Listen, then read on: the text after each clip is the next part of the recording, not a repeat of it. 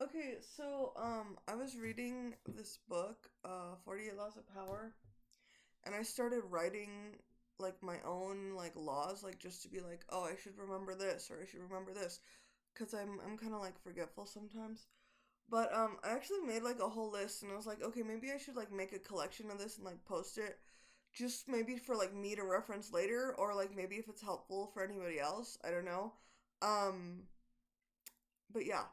So let's just get into it. So this is like a core principle of mine, and it's like doing whatever you want is the highest form of spirituality. Being like goofy and silly and free and authentic is your highest frequency, and joy and pleasure is not useless or wasted or frivolous. It is actually exactly what we're here to do. And so, like, um,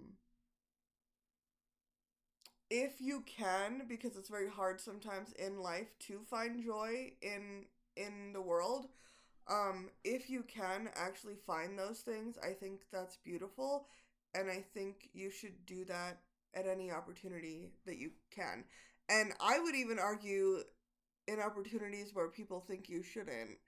Um, Sometimes like cracking a little joke can actually lighten the mood so much, and like I think that's beautiful. I think there's meaning in that, and I think there's value in that, and I value levity and lightness, right?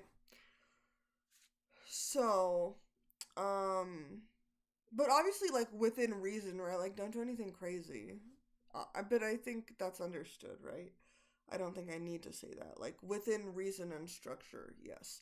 Okay, so also nature is highly intelligent, and I think people don't understand this because they have a disconnection from nature, because they have a disconnection from themselves ultimately. But nature is highly intelligent, and if you can tune into nature, then um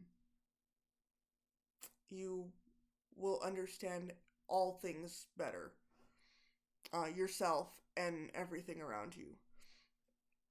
Okay, so also, nobody is entitled to your inner world or your empathy or like your secrets or your silence or your respect or your love. So, those are things that you're always allowed to be in control of and withhold within yourself, right? Um, Confuse your enemy with intimidation and fear. This is an interesting one. Um, but I think if people are afraid of you, they are less likely to approach you. And if they're less likely to approach you, they're less likely to attack you. And if they're less likely to attack you, they're less likely to hurt you or anything else. Um, Also, if you show many faces, the enemy will not know which to attack. This is interesting because um if you exist within a contradiction, people don't know which side of you to hate. Um and so if you show like six faces, you know, people can't attack all of those faces at once, so they have to choose. Also, if these faces are contradicting each other, then through attacking one, they actually bring up the other, which is an interesting dynamic. Um, but anyway, uh, that's just that's just a weird like tactical defense, I guess. And I'm not a master of any of this. I was just like, what are things that I would say if I was like trying to be tactical? Like, what are like I don't know. Anyway, like what are things that I try to employ in my life that are useful maybe for other people or could be useful for me to reference in the future and come back to this, right? Um okay, also life is a marathon.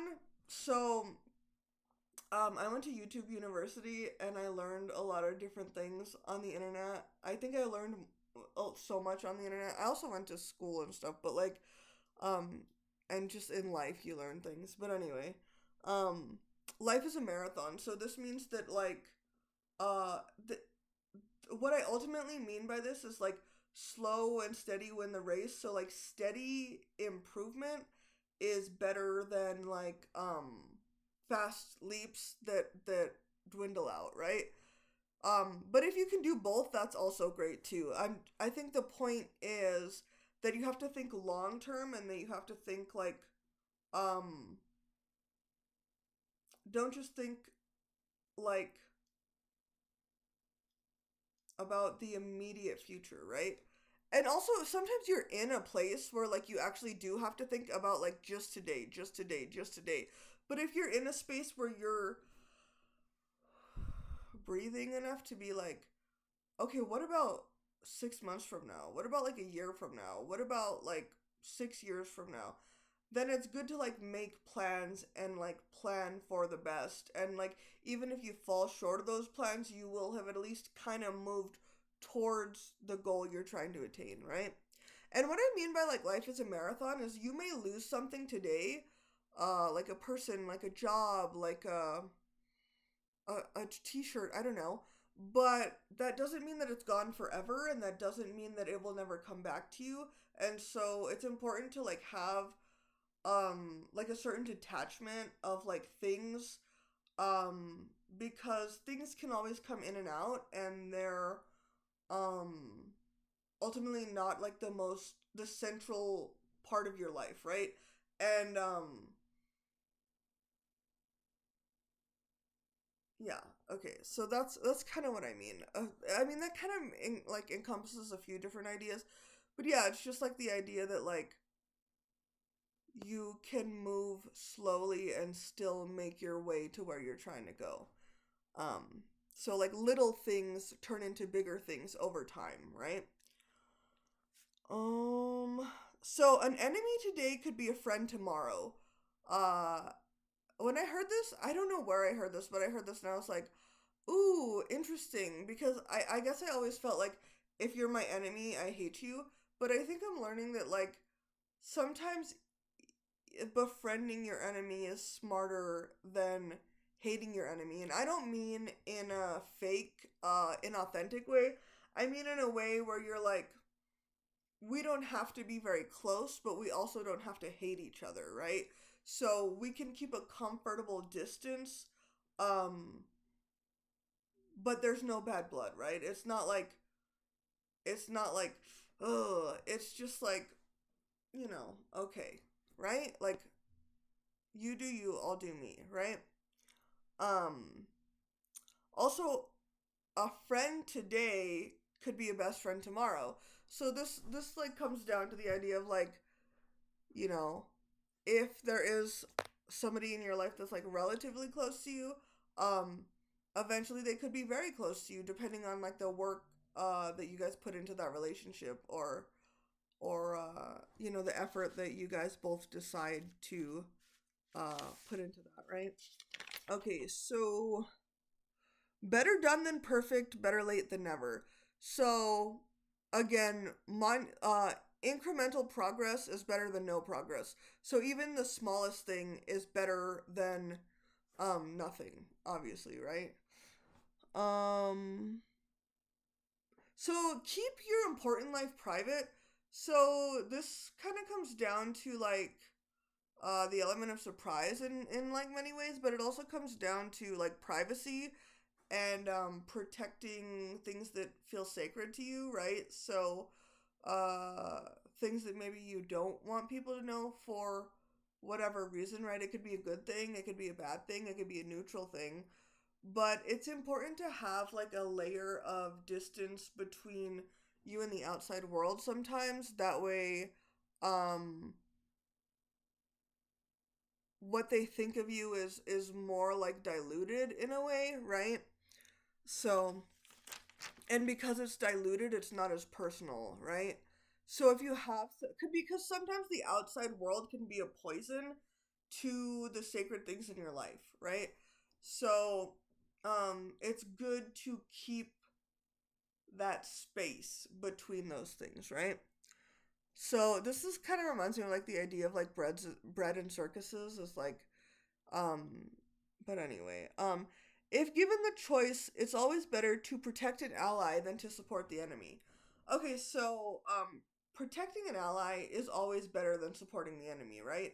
So even the worst person on your team is still better and closer to you than the closest person to you on the other side, right?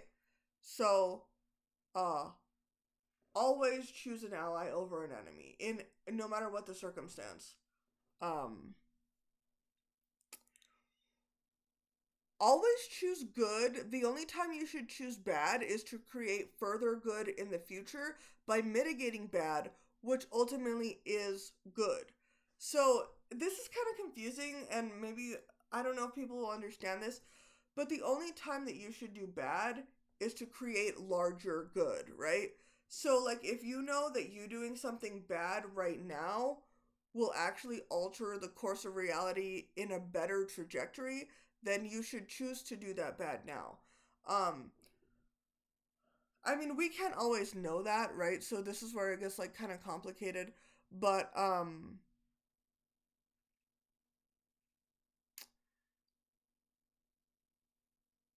I think you can teach. It also you can teach through bad, and also it reminds me of like the yin yang idea of like even in the good there is bad, and even in the bad there is good. So um, sometimes the best thing you can do is something bad, and I know that's very confusing to people because, but or it may be, maybe it's not. Maybe you're like hell yeah, but I think that might be confusing to some people, but um maybe some people will understand what I'm trying to say. So, like, let's say you have to lie to someone or hurt someone, and I don't mean like, I mean like hurt their feelings, um, to ultimately make them more independent or stronger or, um, have more boundaries or something, right? Um, Sometimes you have to choose to be the bad guy to actually be the good guy. And I know that's really I know that's strange, but um yeah, and I actually in like 99% of cases that is not the right choice is like to do the bad thing. But if you have the understanding that the bad thing will create the more good thing, then you should choose the bad thing. And the only thing that would stop you from doing the bad thing would be your own ego and your own attachment to your own goodness. So, anyway, um also mind your fucking business. Not enough people fucking not enough people are minding their business. So many people are in so many other people's business constantly. It's like a hobby or a sport to them. Unfortunately, but minding your business and not judging people is free and it's easy and it's probably safer and it's probably smarter and it's probably even more tactical. Um and not minding your business is kind of wasting your time and everybody else's time. Um, so yeah, mind your fucking business and don't judge people because um, you don't always understand the context of people's lives, and yeah, just just accept that you don't know all things and everything about people and who they are and why they are the way they are, and understand that like if you were in their shoes, you would probably be exactly like them. And I think that's the unfortunate reality that a lot of people don't want to contend with is like that everybody's just doing the best that they can with what they were given and what they have. And I think if we have compassion for that then we're all in a better place, right? Um okay. Also, too much judging, if you judge people enough, life will teach you a lesson and humble you. So just be safe out there. Um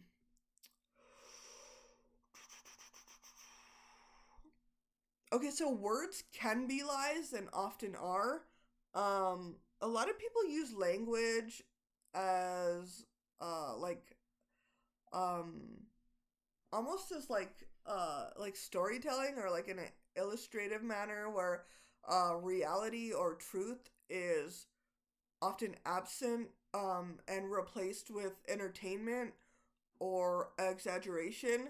Um, so yeah, and even actions aren't always representative of the truth, especially without context. So this goes back to the first thing, is like, even actions can be lies in many senses, if you don't understand the context of what was happening surrounding the action, right?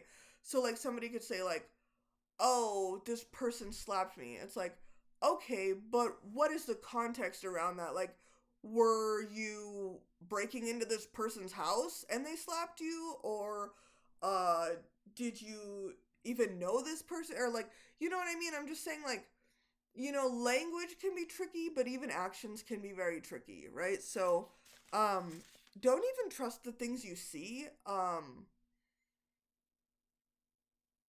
Yeah. I would trust the things you feel, though. Trust the things you feel. Um, but what you see, what you hear, iffy. Um, Shaky ground, right?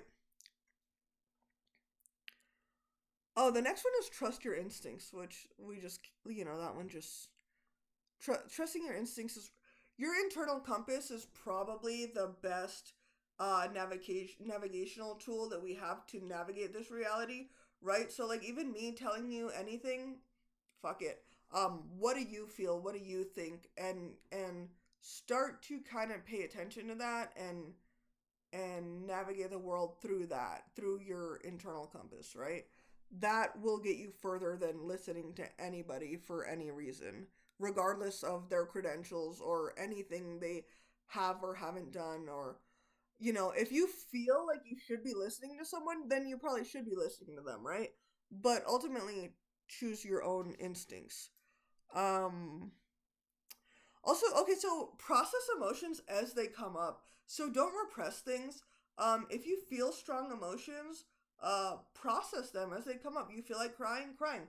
You feel like, being angry, like maybe process that in a way, like maybe dance, maybe, um, if you're not gonna like disturb anybody by like being loud, like maybe yell or, um, I mean, don't if you like live with other people or something, like don't be screaming all the time, but like, um, just try to like process it in a way where you're not like negatively affecting other people, right? And then let it go, and then just be like, okay, I felt it, and now it's over. Don't like sit in that place and like wallow in it, and don't like, um, but also don't ignore it, right? So process, let go, move on. Process, let go, move on. Process, let go, move on. And that actually is a lot. That's a way better way to deal with emotions than like repressing them, because then your mind is like has like 10, 15, 20, 30, 35% of your brain that's like chewing on these unprocessed emotions, and your the other aspects of your like your mind is consumed, so you actually have less internal space to deal with what's right in front of you. And so then you can sometimes like overlay reality through the unprocessed emotions.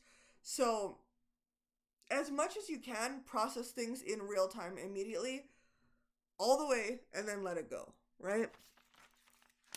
And that's hard. So I think sometimes people have emotions that are really scary or difficult to process, and I do understand that. But I will say being afraid of your emotions, actually once you actually start exploring them, it's actually not that scary and you'll be fucking fine. So, the faster you actually get into that as a routine, like the better you'll be, and the more like stable you'll be in like not allowing negativity to affect you, because you won't have those like unconscious wounds like festering within you, right? um Okay, so if you knew how much depth and meaning the world held at all times, you would certainly go mad. So there is a reason that we don't always have the full understanding of what is actually happening here on this planet. And I think it's because we don't have the mental capacity to be aware of that at all times, right? And that's actually for our own good and for our own benefit. Um, but if you're lucky, you do have glimpses and moments of clarity and like pure understanding, or like these moments where you like break through the illusion that is reality and you find a deeper layer of something, whether that's yourself or other people or relationships or the way you look at the world, or even the world itself, right? So um there are moments of clarity, and you should appreciate those moments of clarity, but also understand that you cannot live in moments of clarity. And if you did, you would certainly go mad. And so it's for your own protection, actually, that you are not constantly aware of everything all the time. And you should actually be thankful that you lack some understanding it sometimes, because if you understood everything all the time, first of all, life would be no fun, everything would be known, predictable, boring. um you wouldn't really have very many options or choices, but also I feel that that would almost be like suffocating in a way, or like it would just be too much for like our little brains to actually like process. It sometimes it breaks people, right?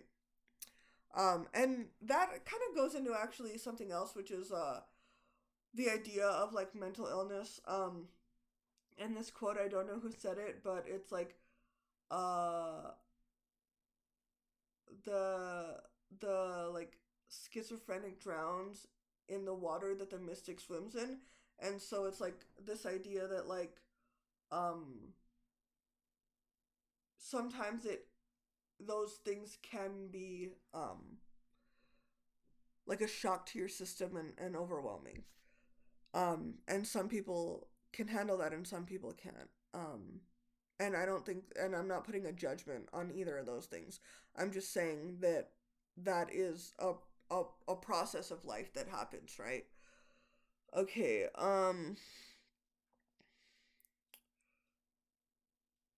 So time and time I've come to find that my inability to find depth in things I once thought were shallow was actually my inability to see the depth in what I was actually looking at, right?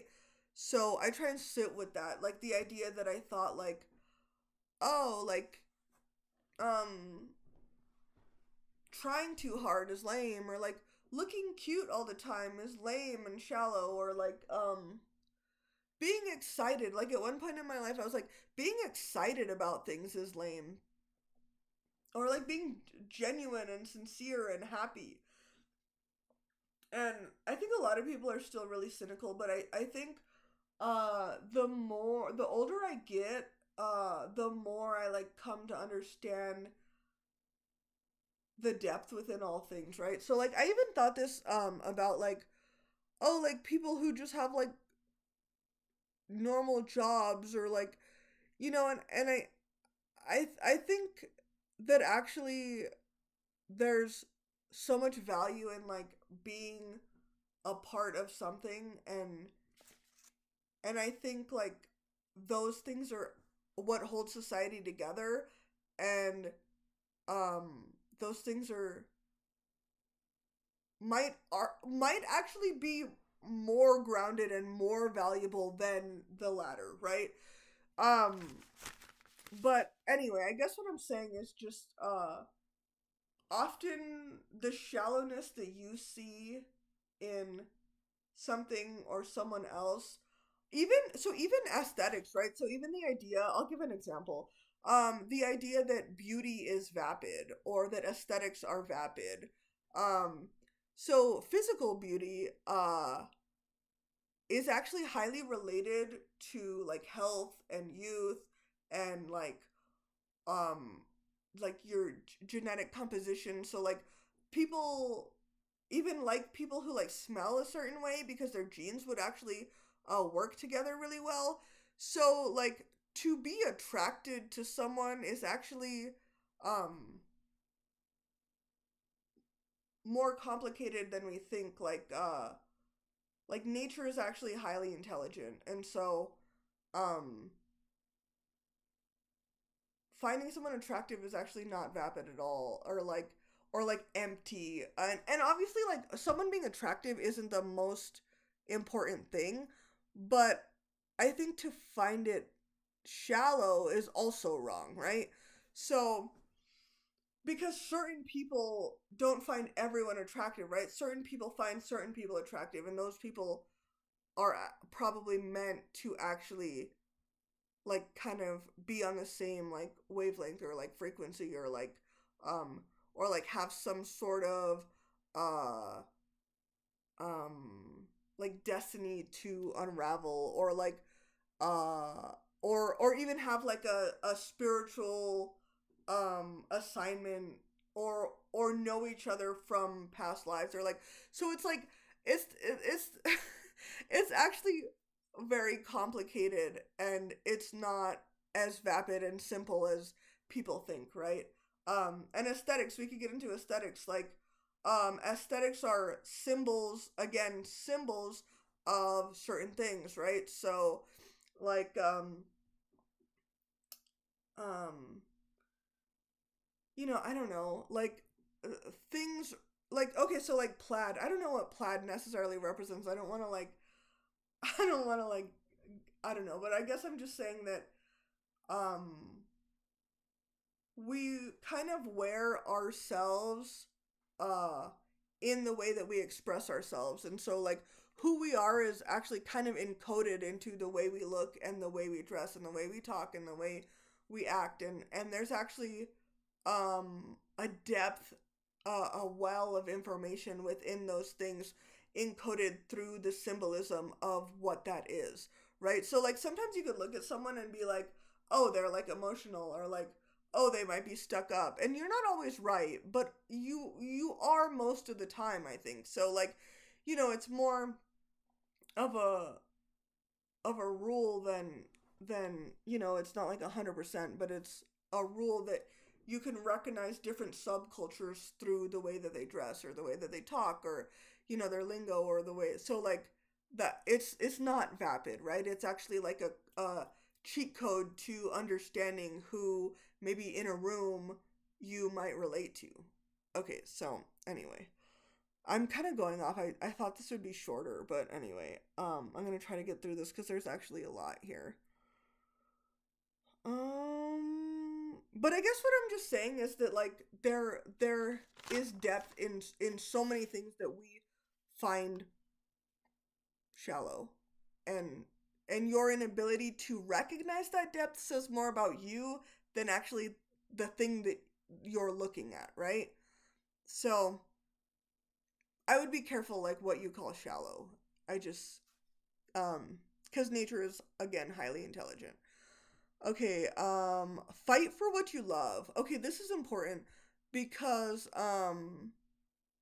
fighting for what you love is so important. I think in life you have to uh be a lover and you have to be a fighter.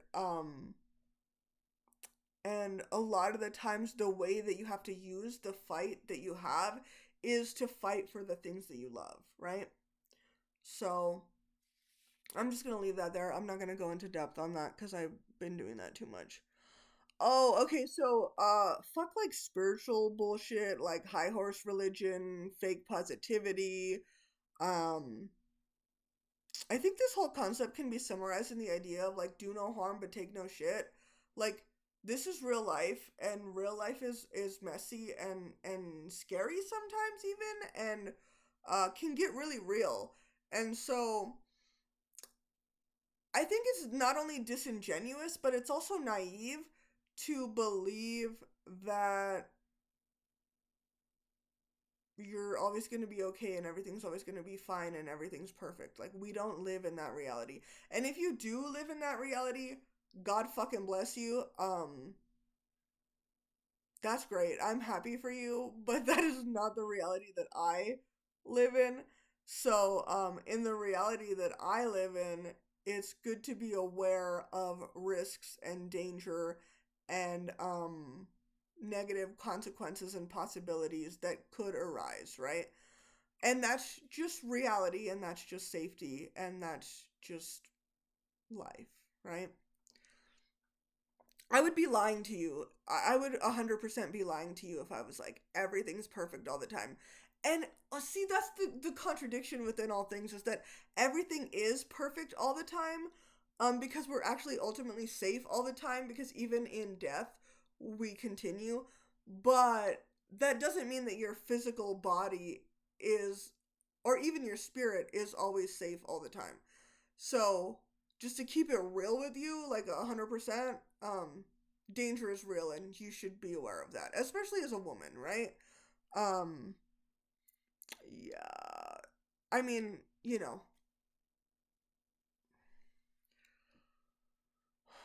um, so this one I don't necessarily always believe in because I do believe that there is merit in debate, but I think arguing with idiots makes you one. Sometimes I think it's good to like try to educate people, but I also think that you should pick and choose your battles, especially with arguing. I mean, you should always pick and choose every battle, regardless of the type of battle. But with arguing specifically, sometimes it's not worth it to like get into it with people. Sometimes you could just be like, yeah, cool. That's how you feel. Got it. Love that for you. I don't, but I don't care to explain it to you. Because a lot of times people will like get you engaged in these like emotional um like back and forth just to kind of like drag you around in the mud with them, and that's not really fun. Um, but if they're genuine and you can usually tell, then it's fine to kind of like have a open discussion and like conversation about your thoughts and feelings and beliefs and ideas, right? Um, okay, this is humanity is united through compassion and imperfection, right? So, we are all ultimately like connected, maybe even way more than a lot of people realize sometimes. But we have a lot more in common than we do than we have a lot more in common than the things we disagree about, right?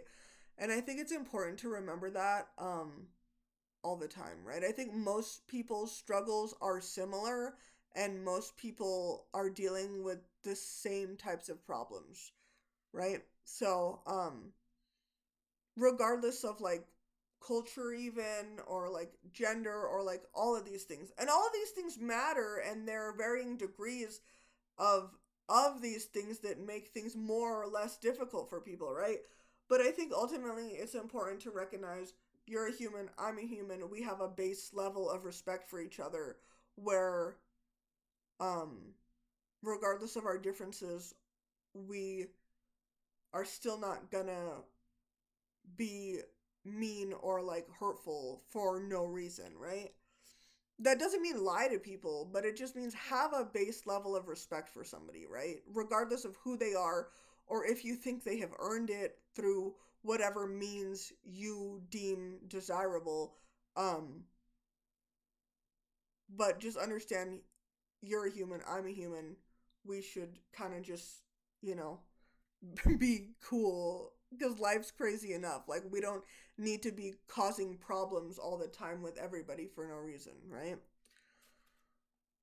Okay, and when I say humanity is united through compassion and imperfection, I think what I mean is like our fallibility is like the thing that connects us most almost sometimes. So I think the times that I feel closest to people is actually when they open up to me about the truth of who they are, and let me into the places of them that are ugly. And I think we all have those places, and I actually think that those places are like sacred and beautiful, and um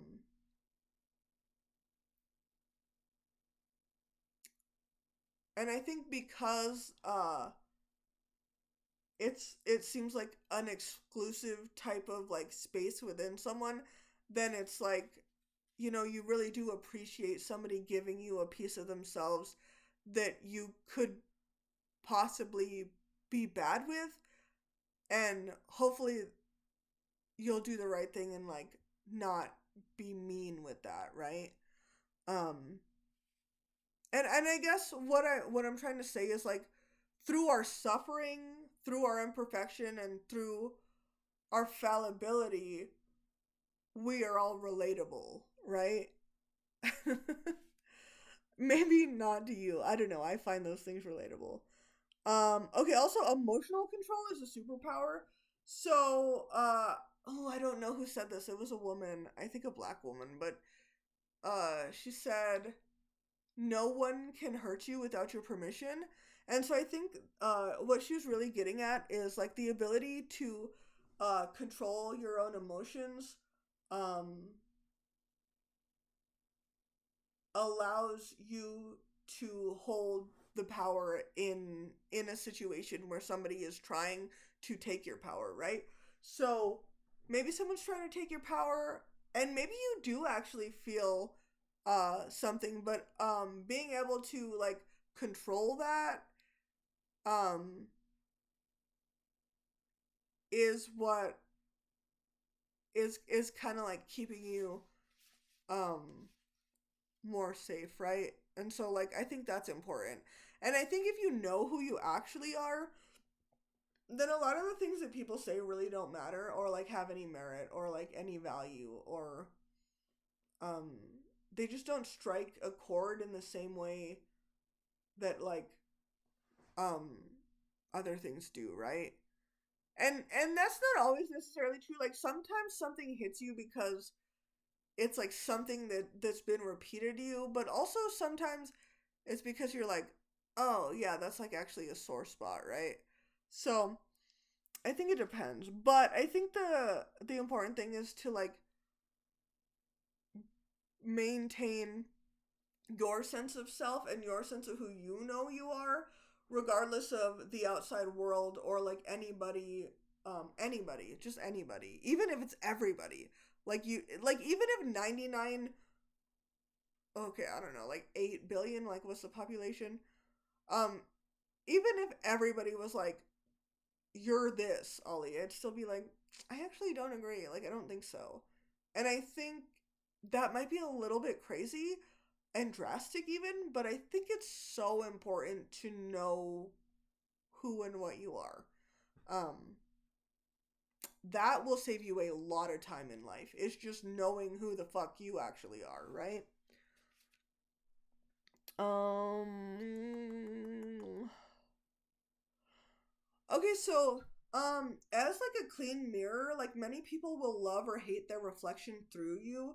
So if you mirror back to people what they are giving to you, oftentimes they hate what you're giving them, not understanding that what you're giving them is what they were giving you, right? So don't take this personally. This is simply their uncomfortability with themselves. So like true mastery is ownership of all aspects of yourself and the ability to try again tomorrow, right? So like again, knowing yourself, understanding where you're good, where you're bad, and where you're bad being like I'm going to work on this, where you're good being like I'll work on this, like, you know, I'll work on this like maybe like 30%, and I'll work on like this like 60%, 60, 70, 80, 90, and then like 10% I'll just do whatever the fuck I want. I'm not great at math. That is one of my weaknesses. Okay. Also the ability to try again tomorrow. So like this ties into like the marathon theme, and it's just like the idea that like all things um can come to fruition slowly. Mm. Life is a marathon, not a sprint. I think I said that one. Avoid miserable people because energy spreads. You don't necessarily have to do this if you have strong enough boundaries or if you don't let things bother you that much. But if you're kind of sensitive, then, or like you're not like cleansing your energy all the time, then like yeah, this can be like problematic. So like if you're within like a specific dynamic, um sometimes it can be detrimental to your progress, right? So sometimes actually being alone is better than being with the wrong people. Um but being with the right people is exponentially better than being alone or being with the wrong people, right? I mean, obviously, but yeah.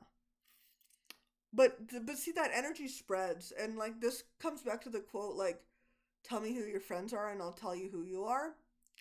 Uh, yeah. Making a friend is better than making money. Okay, so human connection is infinitely more valuable than money. Just duh. Yeah.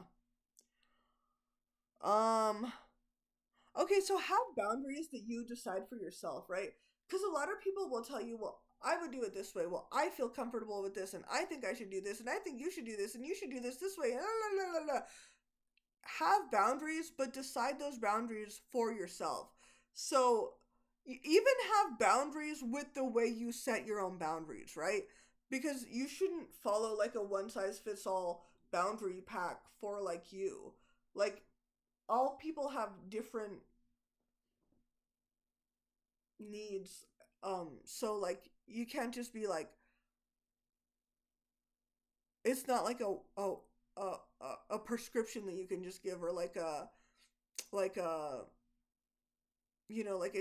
t-shirt that fits everybody. It's like, no, like you have to kind of in real time like figure out how to navigate different people and different levels of connection and separation, right? Okay. Being predictable is dangerous. Okay, so this could actually work in a lot of ways. The simplest example is like if you drive home the same route every day, don't do that. Be unpredictable, because if somebody is looking to hurt you or follow you or God forbid anything else, um if they know where you're going to be, it's easy for people to like set up a trap and like get you caught up in that trap, right? And so this goes for like physically, like that's just one example, but also being emotionally predictable, being, if your personality is predictable. I think if people can predict where you're going, they can kind of set up traps for you along the way. If people don't know where you're going, then they really can't do much with you, right? So if they don't know where you're going to be at what time, or how you're going to react, or who your friends are, or who your uh husband is, or if you have kids, people, if people don't know what's going on in your life, it really leaves them with like nothing to attack and nothing to um with it just leaves people with like nothing. So like yeah, like even conversationally, people like debaters, like people who debate all the time do this, is they like try to trap you in like this like gotcha moment where they're like, oh, if I say this, then they'll say this, then they'll say this, then they'll say this. But if you're unpredictable, people really have you have an advantage through being unpredictable, whether it's in debate, whether it's in like whether it's like in physically like driving home somewhere. um Being unpredictable is an advantage in many ways, and also appearing weak sometimes is an advantage in many ways. um so use that however you want, but yeah, being unpredictable is actually very smart.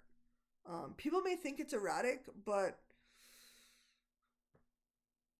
I'd rather be erratic than predictable.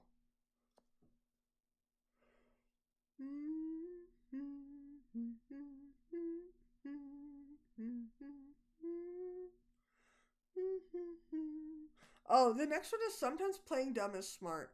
So, we kind of went over that, but sometimes this goes back to like not showing your hand, or like keeping things close to your chest, or just giving people nothing to work with, right? Um Allowing people to think that you're stupid, then they don't see you as a threat, and what people aren't threatened by, they don't attack. Um and sometimes playing dumb or even being quieter allows people to talk more, or reveal their hand more, right? So you can use that strategically too. Um, Also, I think when people don't talk as much, what they do say actually kind of matters more. Um, yeah.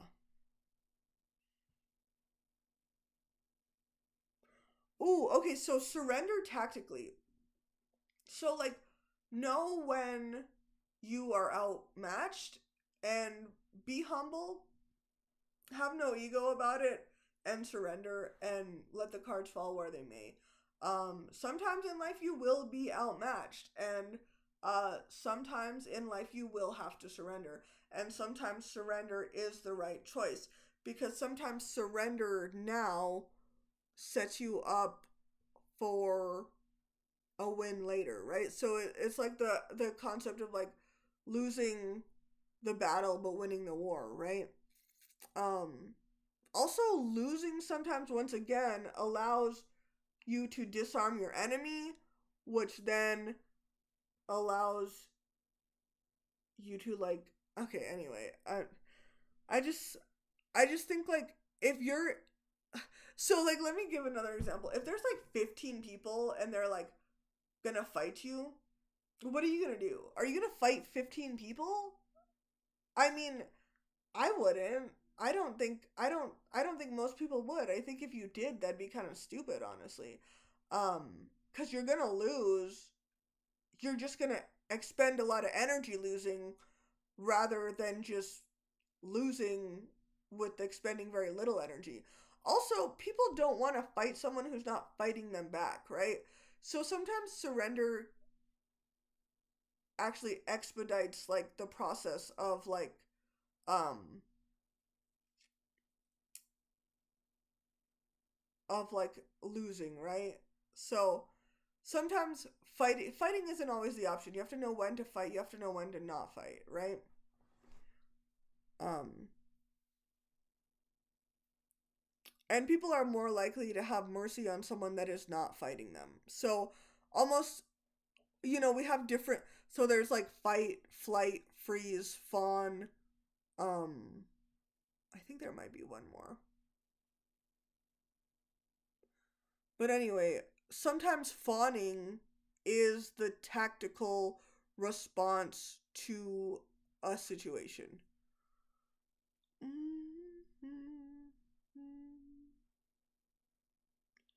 So yeah, when you're outnumbered, surrender is fine.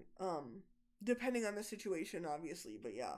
Um, be adaptable and don't be afraid to shapeshift. So like reinventing yourself is super important. I think everybody should constantly be reinventing yourself. Like if you're still on version 1 of yourself, that shit is so outdated. Like be whoever you are right now. Like we should be learning, growing, and changing constantly. And if you're not, that you might be being stagnant, right? Um, so yeah, having different iterations of who you are is actually proof that you're moving in a positive direction. And so when you learn new information, you should change your beliefs, or your habits, or who you are, and that's um valid, normal, and even better and to be expected than learning new things and staying the same, or not learning new things, right? Okay, always be honest 100%. The only time you should not be honest is if your honesty puts somebody at risk. That is the only time you should not be honest, right? Um, and even that is up to your personal sensibilities. But I think you should be honest as much as you possibly can. Um, I mean, maybe not. You don't need to say hurtful things to people all the time if it's unnecessary. But I do think there is value in truth and in honesty. Be the captain of your own ship. Okay, so this just means you're in control. You run the show. Do not allow other people to run your show. Like, you run your own life. This is your life. This might be the only one you get. So have fun with it. Get weird with it. Do whatever the fuck you want. Who are they? Will you go home at night and be happy with your life? Will you end this life and get maybe to the afterlife or wherever and be like, I am proud of what I did. I am happy with the way I spent my time. I am happy with the way I treated people. I am happy with who I cultivated within myself. Those are the things that really matter, right? Um Okay, also, it is not arrogant to love yourself, your life, or your work. A lot of people who hate themselves mistake confidence, comfortability, and competence with arrogance, narcissism, and pride. Um, no, you should love yourself. You should put yourself first. You should be your number one fan. You should be happy about everything you're doing. You should not be in a place where liking yourself feels wrong, right? You should love yourself, and that's actually something that is hard for a lot of people to do. So if you manage to do that, good on you, you know? And don't let other people tell you that you shouldn't love yourself for any reason. And the only reason somebody would tell you not to love yourself is because your love for yourself reflects their hatred for themselves, right? So, anyway. Okay, so attack the strongest target first. So this actually comes down to like um this you can apply this in like fighting literally, or you can apply this in like the way that you manage your like workload, or like whatever, like doing the hardest thing first is actually probably the best way to like work through things, right? So yeah, so like just as a way to conserve energy almost, do the big thing first, everything else is easier. If you do the big thing first, everything else is easier, right? And even if you don't get to the like fifth thing on the list, then you did the four biggest things, right?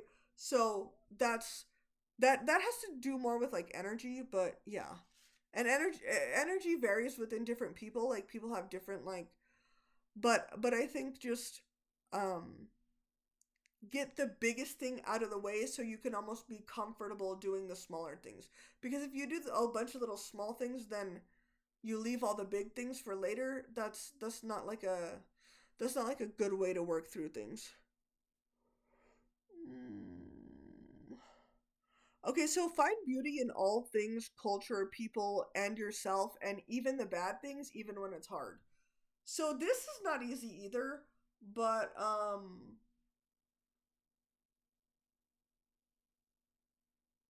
when you start to see all things as an expression of God, you start to see how beautiful everything and everyone is.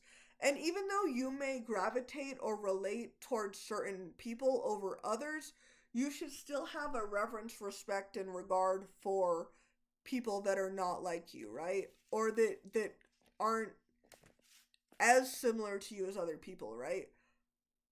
Because I think the unique ways that we all decide to create to express ourselves, whether that's through art or language or dance or even if you think about the different ways that plants arrange themselves in all different places across the world, or architecture, or um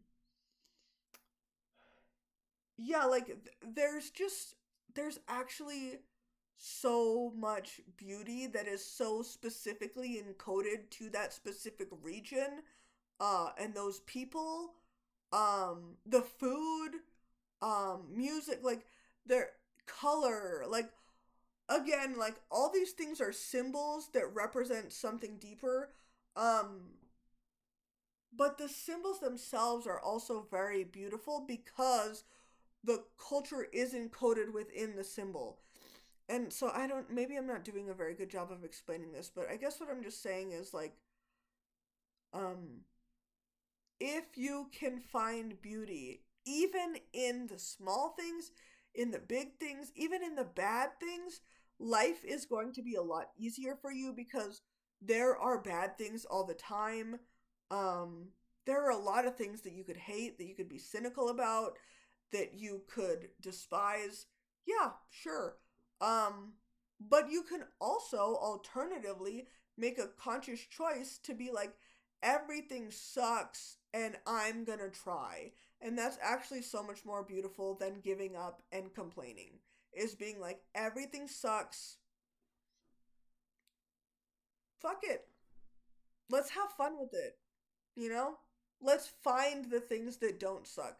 Let's purposely point out the things that I can still find within this life that bring me joy, that are beautiful, that I love, that I find meaning in, right? And so this kind of has like this idea of like the whole like namaste thing like comes to mind, but yeah. Um okay, so struggle will 100x your progress. Like struggling, if you want to learn something, suffer. Suffering will teach you everything you need to know about life. Obviously, that's not like the best method for learning all the time, but and maybe certain people have suffered enough and don't actually need to suffer anymore. But if you're on the side of the spectrum where it's like you've lived a pretty comfortable life and you don't have a lot of like resistance or like um or anything like that, then I think even doing something small like the whole Wim Hof thing comes to mind, or like taking a cold shower, or just like climbing up a mountain, or like also Fight Club comes to mind a little bit, but like that's extreme. But just the idea that like being pushed to your limits is sometimes where you find who you are and what you are, and it can either break you or make you stronger, and you can either find the strength within yourself, or you can be completely broken, or sometimes you're completely broken and then you find the strength, or you know, it depends. Sometimes you're completely broken and you learn where you're broken and you strengthen those parts of yourself, right? So yeah, suffering is the best medicine. If you want to learn something, just suffer. And that's, that's probably a weird method, but um it works. It doesn't feel great, but it works. Uh Okay, so in the book it actually says like never outshine the master. I think that's like one of the first rules. Fuck that. Don't dim yourself for anybody. Be exactly who you are all the time, own it and love it, and fuck everybody. And if people don't like you, that's fine. You probably don't like everybody either, you know? So like the people that like you will like you. The people that don't like you will not like you. There is I mean, there are some things you can do that will make people that could like you not like you. But I think um who you are will attract the people that will appreciate who you are. But if you're not being who you are and you're wearing like this false persona, then the people who would have gravitated towards you will not be able to even see you. Like you won't even be in their field of vision. So, being yourself, being honest, being authentic, being true, um the right people will find you if you do that, right? Continually.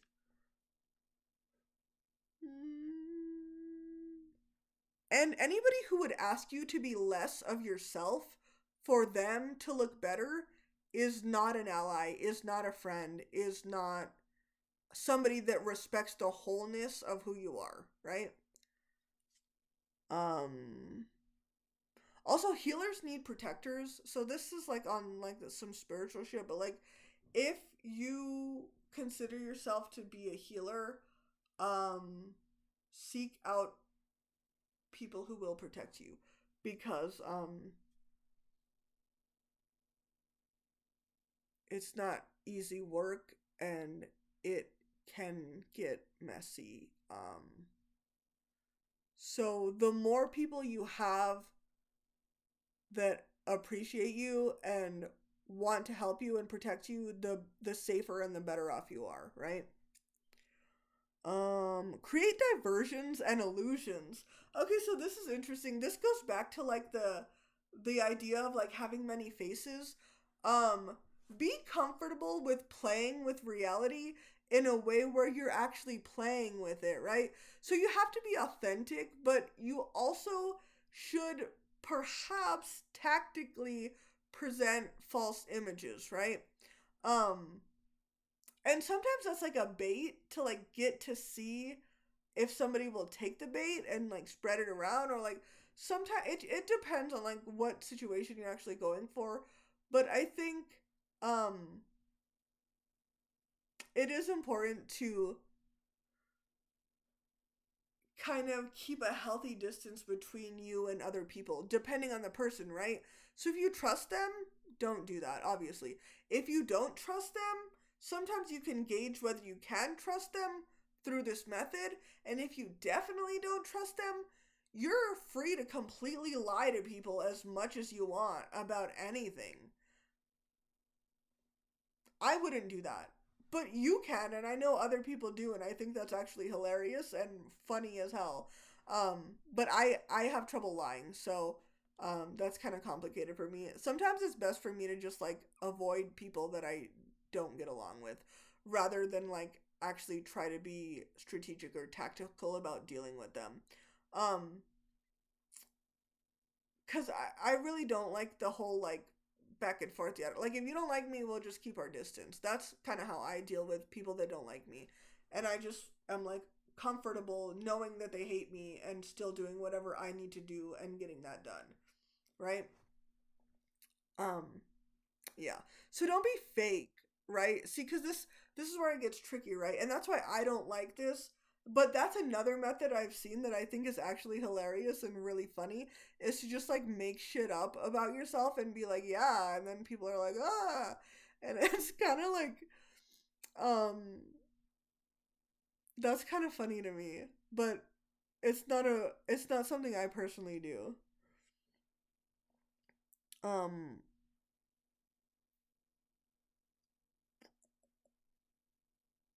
okay, so put like God, your community, and your family like above yourself. And I know I said to like put yourself first. I think you should be the center of your life, but I think you should also be humble enough to be of service to the people in your life, right? So you can't be so self consumed that you're unwilling to give to the most important people in your life, right? Especially if they give to you and it's a reciprocal relationship, you know? Like, reciprocity is important. Obviously, don't give to people who don't give back to you, but be humble enough to give to people who do give to you. Um, yeah. See, that's again, it's balance. All of this kind of comes down to like this tricky like thing we have to do, which is balance, right? Mm, know who you are, but put no one above or below you. See, and so what I'm saying is be humble enough to put the people, so like if you have kids, if you have a wife or a husband, be humble with those people. Give to those people. Give freely to those people, right? Who are reciprocal. Um, your extended family, maybe a little less. Your, someone you work with, maybe a little less. Complete strangers, maybe a little less. But within your own circle, you should be able to give freely and receive freely, right? Um, but even outside, so even strangers, I think we should all have this like base level of humanity again, and not have the idea that that we're all in a hierarchy and that we're all competing. It's like we're all doing different things at different times in different ways. But none of us are inherently better or worse than anybody else, right? We're all just here experiencing life and living and trying to figure it out. And the nicer we are about that to ourselves and to each other, the better off we all are, right? So when you start putting people above you or below you, that's when things get really tricky. Yeah. So either one, either or, bad. Mm. Okay, so never reveal your hand. Don't say too much. Keep a poker face and keep your keep your cards close to your chest. Okay, so I think that all speaks for itself. I think we've kind of went over a lot of that, but ironically, I'm saying a lot here, which might seem like a contradiction, but I feel like I was off the internet for like 6 years, so I'm like, maybe if I yap a little bit, what's the worst that could happen, right? Um, business up front, party in the back. I don't know if that makes sense. It just reminds me of a mullet, actually. So do with that what you will.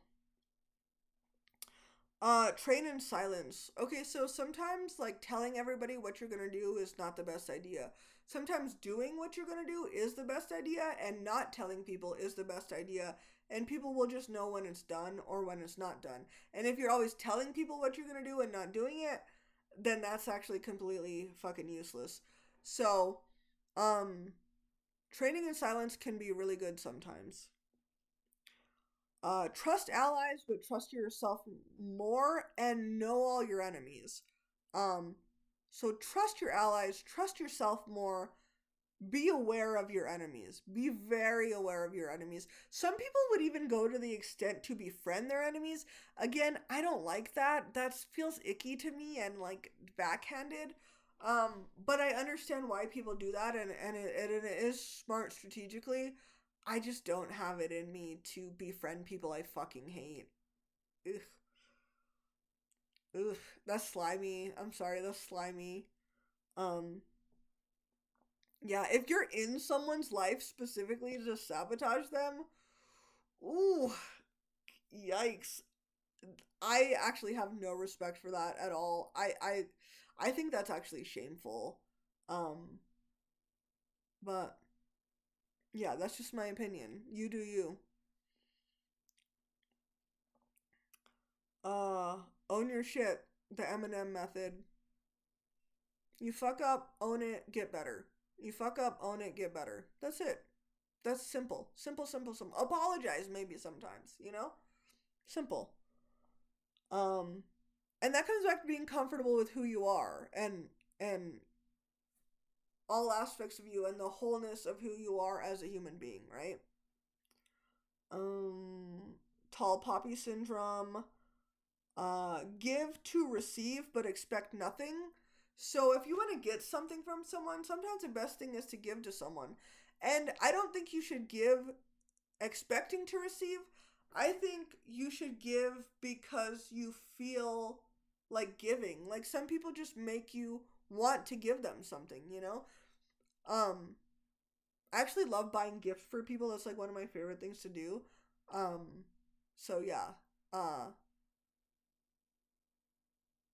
I love like giving people stuff. Even like um if I had money, I'd give so much more stuff to people, but um yeah. So even the bad is secretly good. So there's good in the bad and there's bad in the good. And you have to understand that. Or you don't have to, right? But it's helpful when you understand that. So sometimes like so let's illustrate this concept specifically. Let's say you win the lottery but then you go bankrupt and now you're homeless even though you won the lottery, right? Or let's say uh someone beat you up but then you get cameras at your house and nobody ever comes by again. So like yeah, the thing was bad, but the thing that happened because of the bad thing actually made a good thing, right? Or the good thing actually ended up in a bad thing. So yeah, that's where things can begin to get complicated. But anyway, action without thought is useless. Thought without action is useless. A life devoid of heart and soul is pitiful. So if you're doing things without thinking, bad. If you're thinking without doing things, also bad. If you're doing anything that's not from an aligned place of like my soul and my heart are in this, then no matter how much thought or action you have, you won't get anywhere actually. So you have to start with the heart and the soul and then move into like thought and then move into action, right? So like feeling, thought, action, I think. Yeah. But anyway, um fight only when stricken, but when attacked, annihilate the enemy. So this again comes down to fighting. I don't know why there's like a fighting theme in this, but this goes back to like do no harm but take no shit. Um, so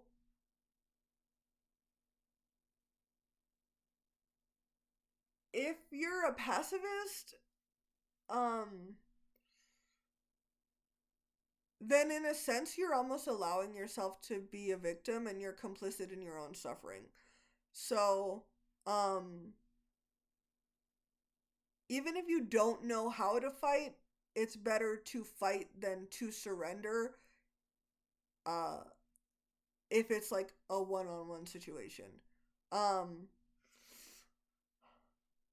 because if you don't fight, then you make yourself a very easy target for other people, right? So, um, yeah, I think it's this idea that like violence is the last resort, but if you have to be violent for self-preservation, um then do it in a way that like the person is like I probably don't want to do that again, right? Okay. Um don't Okay, so if you have something like unique to you, sometimes it's best to not like let people know what that is, right? Um so like if you have like a secret sauce, don't tell everybody your secret sauce, you know? Like there's this barbecue place down the street and I knew this guy and he worked there and I was like, give me the sauce. Like he made the sauce, so I was like, dude, give me the recipe. And he's like, yeah, yeah, yeah, but he never did. But anyway, like I understand why he didn't, right? Because if he did, I would never go to that place. So anyway, also sometimes you have something unique to yourself that cannot be replicated, and that's also a power, right? Um okay, also be exclusive. So this is dependent on the relationship with the person you're being like with your that you're dealing with, right? Because if it's like your mom, like you don't want to be exclusive with your mom. Like that's weird. Like you're not trying to be like, "Oh, like play cool with your mom." But I think the idea is not to like play cool, but to actually like be so involved in your own life that you genuinely don't have time to be like meddling in everybody's business all the time, you know? You're actually enjoying what you're doing so much that you're kind of in your own world and in your own lane and you're not super concerned about the outside world. Um so I think that's what exclusivity is actually about instead of like this idea of like, oh, I'm not going to text you back because I'm just going to look at my phone for 10 minutes and then text you back cuz now you're just that's even weirder than if you would have just texted back, honestly. But anyway, the idea is to center yourself in your own life. Like put yourself at the forefront of your own life. And like other things around you come secondary, right? But also, if there's someone very close to you and you have a working relationship that you trust, that you know is safe and reciprocal, then slowly those, you allow those people closer to you, and to take root more deeply into what is your life, right? Okay. So nature is always watching. This is an interesting one. Um I don't know if people are like familiar with the Akashic records, but um there is, in a sense, a history of all things, and this is even deeper than like just this life. But what you do is being seen, right?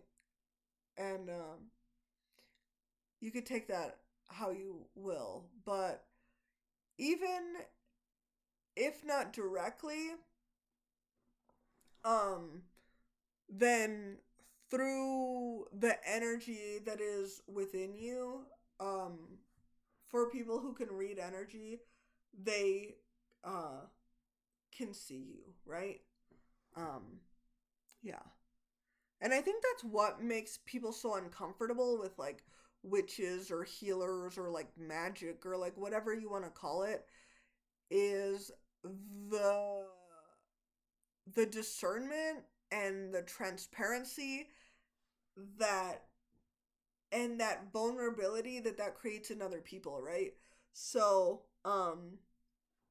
yeah, but you are, not only is everything on camera nowadays, like with our phones and like out, you know on the street or whatever, but also like even deeper than that, like nature is very aware of who you are, right? Okay. The world is a battlefield. I think I realized this way too late. The world is a battlefield. So be prepared for that. Be prepared. Be prepared for that. Yeah. Yeah. Just be prepared for that. Um, I wish it weren't, but it is. So I'd be lying if I told you it wasn't. Yeah. However, you should be a warrior in a garden, not a gardener in a war. Um,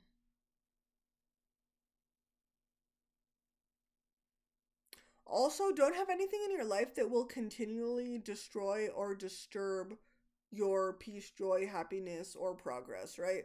So this could be like things you struggle with. So mm, I don't know, like negativity, cynicism, drugs, romance, food, sex, like different things, procrastination, insecurity, um an inability to rest, um a lack of caring for yourself. So there are a lot of ways that this can show up. An inability to finish things. um there are a lot of ways that people can be fucked up. The amount of ways that people can be fucked up and destroy their lives is infinite and is constantly being expressed.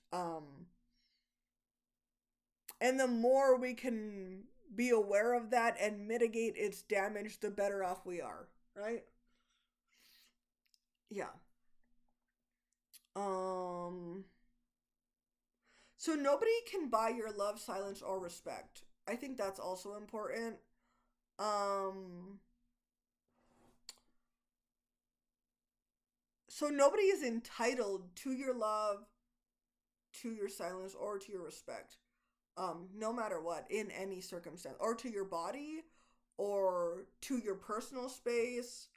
Um you know, there are just certain things that you have domain over and that are your right to control. Mm, okay, this is your life. You choose what you do and who you are. Protect the people that protect you. Never trust the competition too much, and be very wary of telling people what your weaknesses are. It's better to go 100 than 50. So if you're gonna do something, do it 100%. Don't like halfway do something. If you're gonna do it. And own it and be proud and be happy about it. If you're gonna and that's not always easy. Again, like if you practice this, you'll get better at doing it. But yeah. Also, all things happen in the spiritual realm before they present themselves in the physical realm. So if you can actually tap into the spiritual realm, uh, well, it might be helpful for you along the way on your journey. And if you can start creating and imagining lives and futures and possibilities for yourself, um, that's like a good place to start. Uh, yeah. But yeah, everything happens there first and then it comes down here. So like um we're on like a delay. Some people, okay, so this is interesting. So if you have an inability to accomplish something that you want to accomplish, sometimes you actually don't have a fear of failure. You actually have a fear of owning that you're good at something and that you could actually be really good at something, but success actually terrifies you more than failure, which is interesting. And I don't think people talk about that enough. Sometimes you're afraid of success. You're not afraid of failure. You're actually maybe already a fucking failure, but you're like, yeah, but I'm more comfortable being a failure than actually being successful. And that is something you should talk to a therapist about. Anyway, um, if you don't know something, be willing to admit you don't know, be willing to ask questions, and be willing to seek solutions. So, people say, like, no question is a stupid question. I agree. No question is a stupid question. There's no shame in not knowing something. If you don't know something, figure it out. Ask somebody. Um, Google it. I don't know. Okay, also seek wisdom. Like you don't have to reinvent the wheel. Again, like everything is so readily available at this point in time that all things I have a hair in my mouth. That like all things are available to you. If you're interested in woodworking or gardening or making uh like resin things, I don't freaking know. Like if you're interested in anything, if you want to blow glass or like make a freaking t-shirt, there is somebody out there that's done it and they will show you exactly how to do it. So go to them, find the person that's best at it, and they'll teach you what you need to know, and that's all there is. Um Apologizing is useless unless you improve your actions, right? So if someone says I'm sorry, that's fine. If they keep doing it over and over, then saying sorry is basically useless at that point. Apologizing is only valuable when the person changes what they're apologizing for, right? So, an apology can be a band-aid in a lot of ways to a situation that needs deeper examining. Um, Sometimes it's not. Sometimes an apology is genuine and uh behavior is corrected. Um and also behavior correcting can also not be the easiest and fastest thing to do. Certain people are more set in their ways and certain people are more adaptable. And so, that's up to your judgment of like what you're going to be okay with that. But sometimes we just accept things as they are. Sometimes we fight them. Sometimes we take it day by day. But um, if someone is constantly apologizing to you and still doing the same thing, mm, I think it might be wise to give up on them changing at that point, right? Um, Rest is necessary to continue being productive. Rest is so underrated and so overlooked. Resting is sometimes the place that the idea for the next action comes from, right? Or like even if you think about like meditation, like so many things come to people in meditation, or so many things come to people in dreams even. Like there's so many famous people throughout history, like presidents and scientists and like and people in the Bible that things came to them in their dreams, right? Um, and so rest, dreaming, sleeping, or even just like passive rest, like just laying on the couch or like I don't know, whatever, however you choose to rest, um, is 100% a part of the process of being productive. And the quicker you recognize that, the better off you'll be. Um, So competence precedes confidence. So you can't really be confident about something that you've never done. I mean, some people are, but usually you can't be confident about something you've never done. To gain confidence, you have to have experience and you have to see that you're improving or that you're good or where you're bad and how to get good. And so being confident often comes with the experience to know that I do what I'm going to say I do and I get it done and I do it well and I execute well, right? Some people are just naturally confident about certain things and um, that's also great. I have no shade for that. I love that. You will actually probably get more done being blindly confident in yourself than you would being insecure or even like halfway like 50-50. Um However, real deep rooted confidence comes from knowing I can do this, I do this and I do this well. Mm, allow things to come to you. Yeah, so um sometimes running around chasing things is expending so much energy that you're just going in circles. Sometimes allowing things to come to you is the better method. Not always, but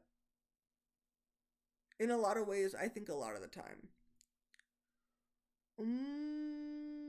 There is fullness in silence. So again, this comes to like back to like meditation. So there are certain things that you can only hear in silence, right?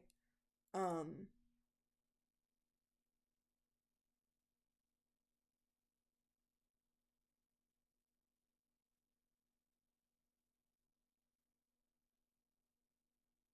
so sometimes silence is good, and you should try it maybe just as a practice, just 5 minutes.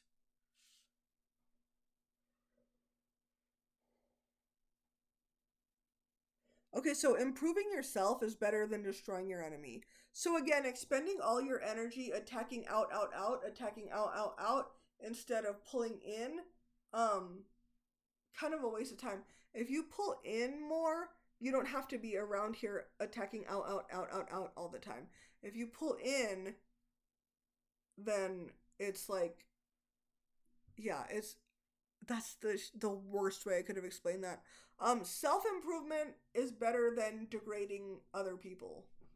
I say degrading other people probably bad in most cases, in all cases probably. Even in a retaliatory way, eh. But self improvement usually good, always good. I don't see much going wrong with that unless you get like obsessive about it and like super like nitpicky and like very like militant about it.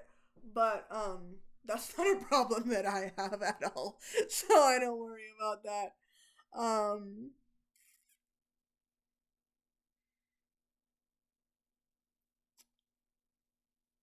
So, teaching others how to think is better than teaching people what to think. So, a lot of people want to like prescriptively design a system for you to follow or like a metric, like some sort of like you do 1, 2, 3, 4, 5, 6, 7, 8, and um maybe that works for you.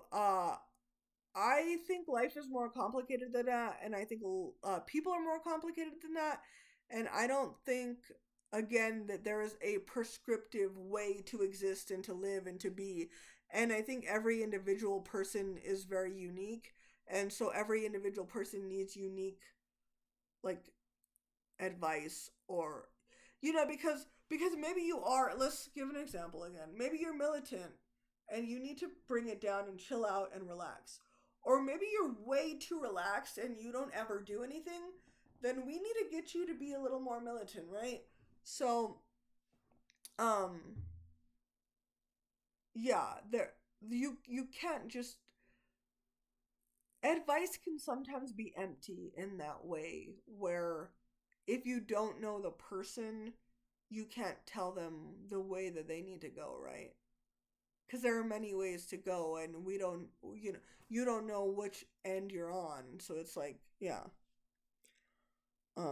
But if you teach people to think for themselves and to work through problems themselves and to seek information themselves and to improve on their failures themselves, then we can start building an upward trajectory, right? Okay. Um Also, I have this idea. This is kind of a radical idea. All paths are valid. Um, all paths are valid. All paths are valid. Whatever you're drawn to, um, in this life is teaching you something, whatever that is. And the reason that you're drawn to that is to work out what it's trying to teach you, right? And some of us are stubborn and we learn lessons the hard way, and some of us are not stubborn and we can learn through other people's mistakes. Um, but whatever it is that you gravitate towards and that is calling you is something that you're supposed to experience in this lifetime, right? And so in that way, all paths are valid to me. Yeah. And I think what people see on the surface of people is actually just like a very thin layer of what is happening underneath, right? So, um again, we get into context and like balance and like past life karma and like all these things. um there's so many things that we would have to get into, but um I believe that all paths are valid. um and this goes back to one of my favorite movies, The Holy Mountain, which uh gives me this idea of like, um there are many ways to get to the top of a mountain, and everyone can take a different path to the top of that mountain, and none of those paths are better or worse off than the other. Um so just because it took this person 15 hours and it took this person 3 minutes, um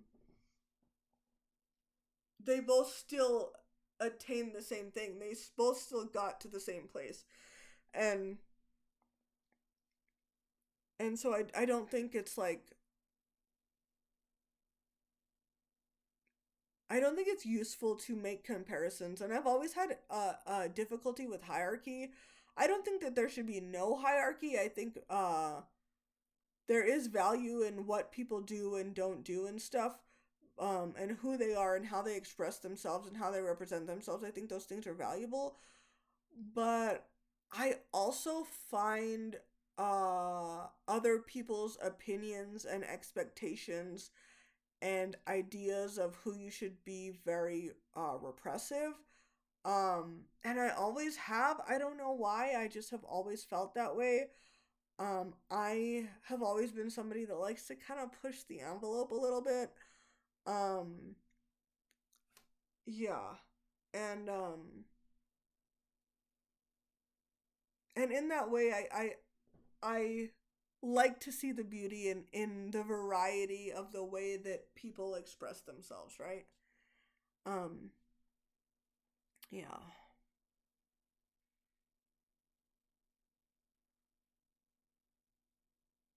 Okay, so like peep everything, but don't address everything. So just because you see that someone's doing something doesn't mean you have to call them out, doesn't mean you have to confront them, doesn't mean you have to be assertive with them or aggressive with them or like, you know, it, you can just see something and act accordingly. You don't have to address everything all the time. I think if it's someone very close to you, sometimes you do have to have a little back and forth, depending on like their flexibility, or even your emotional state at the time. Like sometimes you can just be like aggressive because you need to do that to not repress your own emotions, right? Um, but I think you have to know like when it's appropriate to do that, right? So you can see something. So if it's someone that's like not super in your life, you don't need to confront them about whatever they're doing, whether it's backhanded, whether it's direct, whether it's sabotage. Sometimes the best way to deal with something is just to ignore it. In a lot of cases. Sometimes people think that you don't see what they're doing because of that, but sometimes addressing it actually just makes the whole situation worse and more messy and more complicated and drains your energy even more. So sometimes the best thing to do is just take a hit and move, keep it moving, just move along and just understand it's not necessarily even a reflection of you. Like whatever that person may have against you, if you know you haven't done anything wrong to them and they have these like strong feelings towards you for some reason, it's like that sounds like a personal problem, and I'm not here to contend with your inner world every day, right? I'm not here to fix your inner world. I'm responsible for my inner world, and I'm taking care of that. Your inner world is most often not even something I want to be involved in a lot of the time, right? So so yeah, that's a good way to like conserve your energy and have a boundary with, just the idea of like I'm not even going to address it. I'm not going to fight with it. I'm not going to, and if you want to think I'm stupid or naive or blind because of that, that's fine. I will take that on gladly if it allows me to conserve my energy and just keep going, you know? So, um, and sometimes you can address things through your absence also. Um, yeah. Anyway, and through assertive or aggressive language or passive or silence, It's situational. Um, so know yourself, know your strengths and your weaknesses. My dad talks about this a lot. Being very aware of where you fall short and where you excel is important. Um,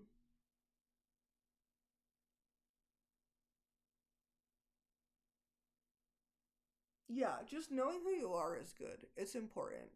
Um, so that you know where to work on things, but also so that when the world tells you who you are, you know that they're either right or wrong, you know? And I think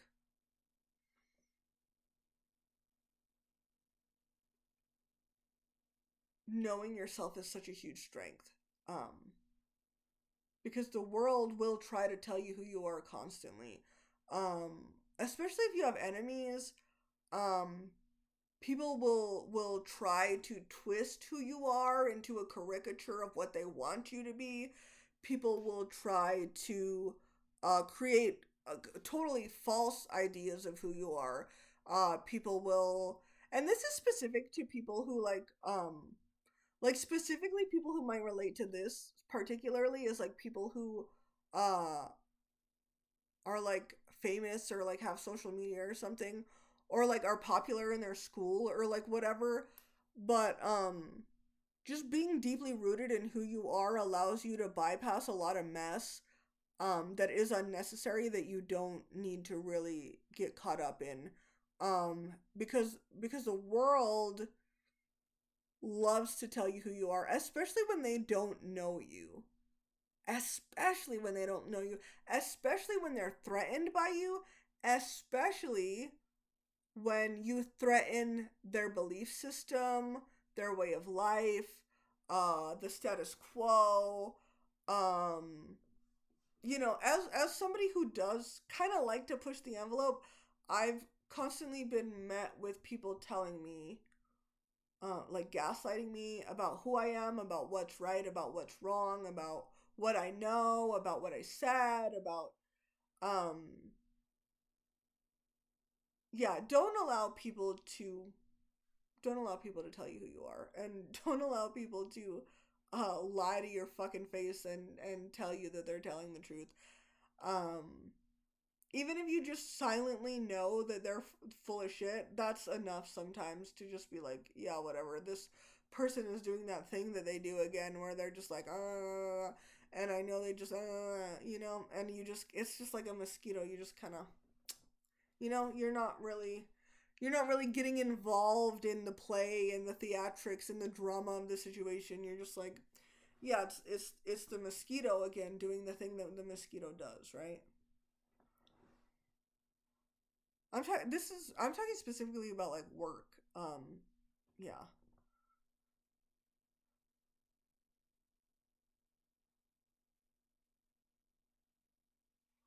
Oh, without evil, good has no purpose, and in that way, the devil is only a heel to God.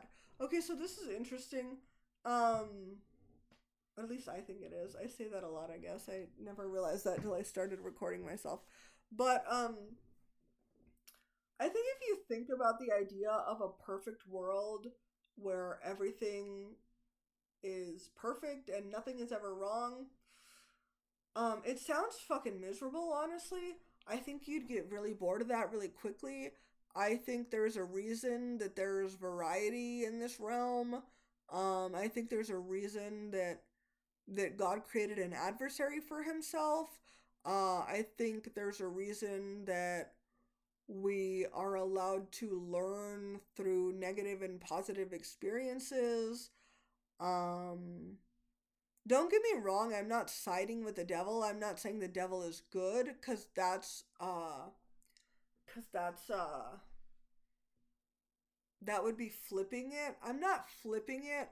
I'm saying God is good over the devil, obviously. But I think even God understands that the devil has a purpose, or else he would have not created him, right? Um so um again, there is value in struggle and suffering and learning the hard way through experience and through toiling and through um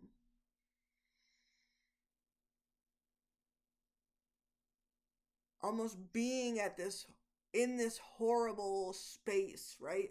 So through being in these horrible spaces, we learn resilience, we learn strength, we learn um adaptability, we learn um knowing who we are, we learn how to navigate tricky terrain, we learn um when to use what resources we have in the specific way that creates the best outcome, right?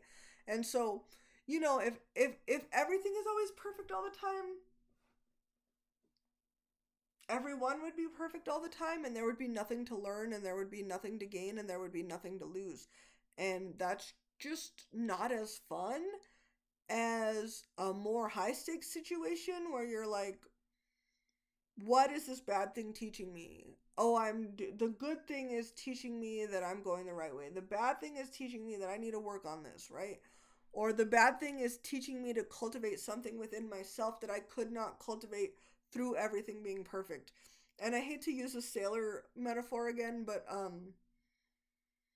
calm seas never made a good sailor, right? So, yeah, I have an attachment to suffering, and maybe that's my own problem that I use to justify um some of the things I've experienced in my life.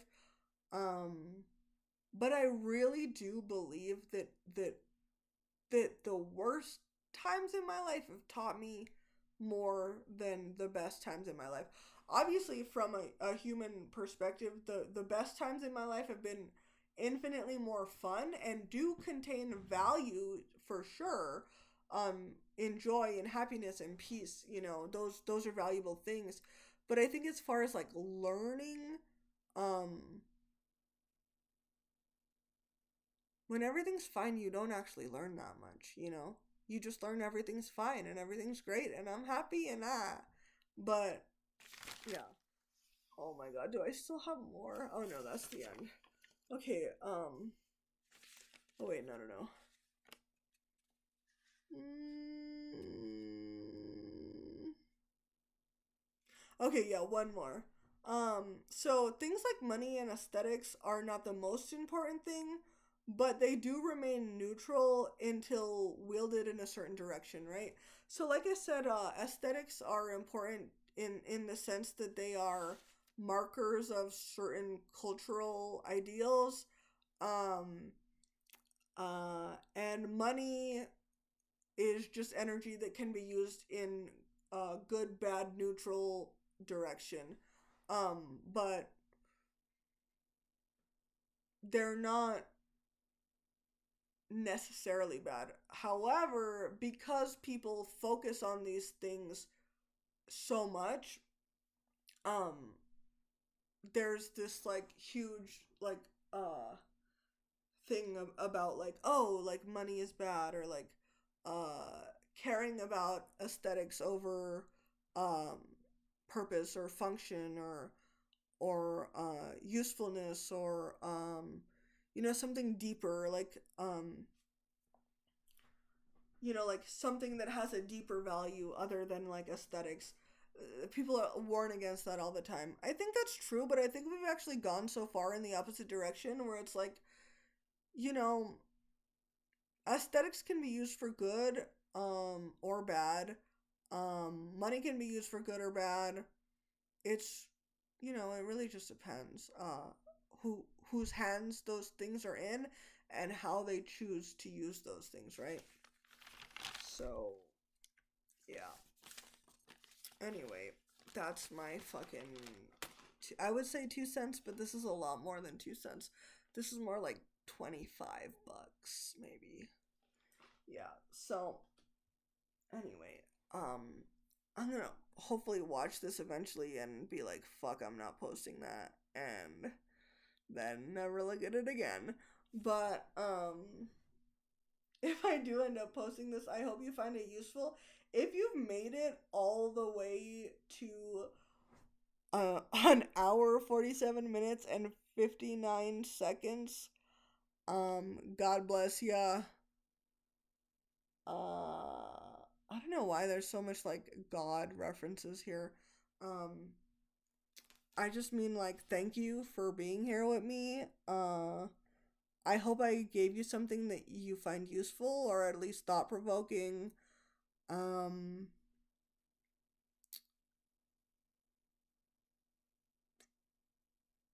what do you think? What if you had to give like rules for life?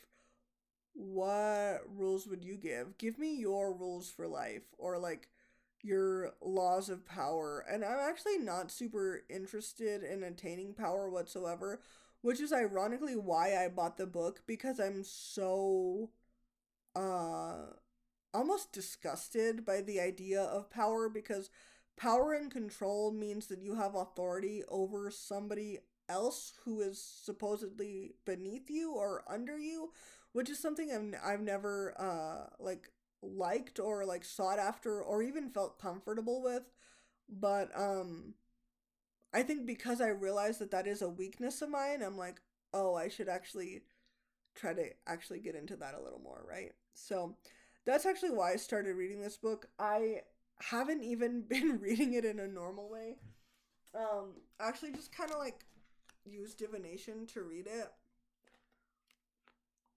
Keys to Power. Most of us are timid. We want to avoid tension and conflict, and we want to be liked by all. We may contemplate a bold action, but we rarely bring it to life. We are terrified of the consequences of what others might think of us, of the hostility we will stir up if we dare to go beyond our usual place. Although we may disguise our timidity as a concern for others, a desire to not hurt or offend them, in fact, is the opposite. We are really self absorbed, worried about ourselves and how other people perceive us. Boldness, on the other hand, is outer directed and often makes people feel more at ease, since it is less self conscious and less repressed. Interesting. See, so I just hope that what I need comes to me at the time that it does. So you could read books like that too. Nobody's gonna stop you. You can buy a book and not read it. You can microdose books. If you don't know this, if you're unaware, you can use divination to microdose books. I actually do read books front to back also though. But with this one I've been kind of busy with other stuff, so I'm just kind of keeping this here and you know, doing that. So anyway, that's enough of me yapping. I will shut up for the next 8 hours. Bye.